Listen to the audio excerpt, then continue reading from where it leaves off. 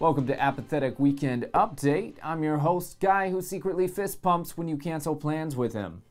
Our top story tonight: this week, rebellious wall designer Banksy opened up his new art exhibit, Dismaland, housed inside a dystopian abandoned theme park, and was promptly sued because that is Seaworld's reputation. This week, the University of Barcelona created the world's first magnetic wormhole.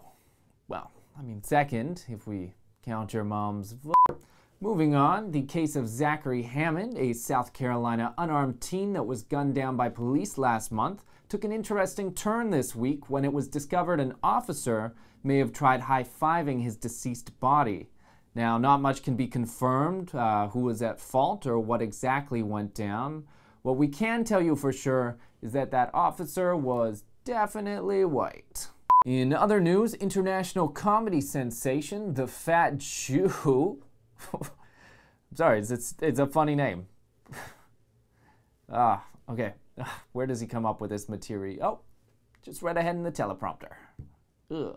International comedy sensation, the Fat Jew, after seemingly endless accusations of plagiarism and not accrediting his aggregated material, lost his Comedy Central deal this week, teaching up-and-coming comedians a valuable lesson.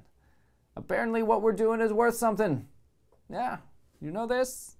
I didn't know it. Weird. Controversy across social media this week after the New York Post used this headline for their Jared Fogle pedophilia cover story. Now, the headline in question was said by some to be offensive and encouraging of rape, while others claimed that pedophilia was much worse in what was likely the world's most unnecessary and unproductive game of Would You Rather. Obligatory Kim Jong Un mention so that he feels he's got enough attention not to start a war.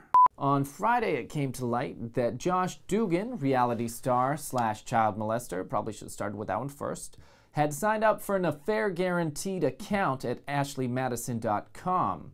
A story I'm sure every news organization felt the responsibility to cover in case anyone was still on the fence about him. Two headlines about pedophiles in this one. Neither a priest, though, so the world must be getting better. Except for the kid diddling. That's still pretty horrible. Following the success of Meme Catalyst, Straight Outta Compton, it was announced that a sequel would be made focusing on Snoop Dogg, Tupac, and head of Death Row Records / soon-to-be most unlikable black villain since Electro, Suge Knight.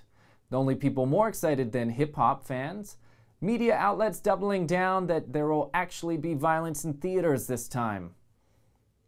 The plane can't go missing quickly enough for these people. This week, a Canadian teen thwarted a kidnapping by inviting the kidnapper and kidnappee to Tim Hortons, where he promptly called the police. Luckily for Canadians, everyone seems to be focusing on how Canadian it is that they ended up at a Tim Hortons, and not how un-Canadian it is that they were human trafficking. Ooh. A huge win this week for sock model Michael Jordan when he was awarded $8.9 million in a case against Safeway for the unlicensed use of his image on steak coupons. But thanks to the exactly 2 coupons that were redeemed, it's really more like $8,899,996. And Safeway can celebrate the savings with a steak dinner, seeing as they sold nearly none. This week it was reported that the air in Mumbai is now so bad it is nearly the equivalent of smoking 100 cigarettes a day, which means we have a lot of catching up to do if we want to be as cool as the people of Mumbai. That can't be good for the damage deposit. All I'm saying is I thought The Village was a good movie. And that's it for your Apathetic Weekend Update.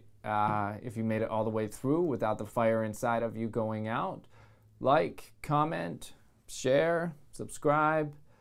I've been your host, Guy, who stays off of an elevator if he accidentally gets out on the wrong floor. Good night.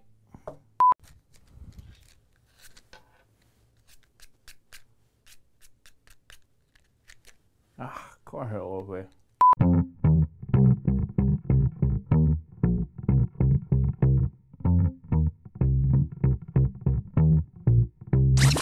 hands up.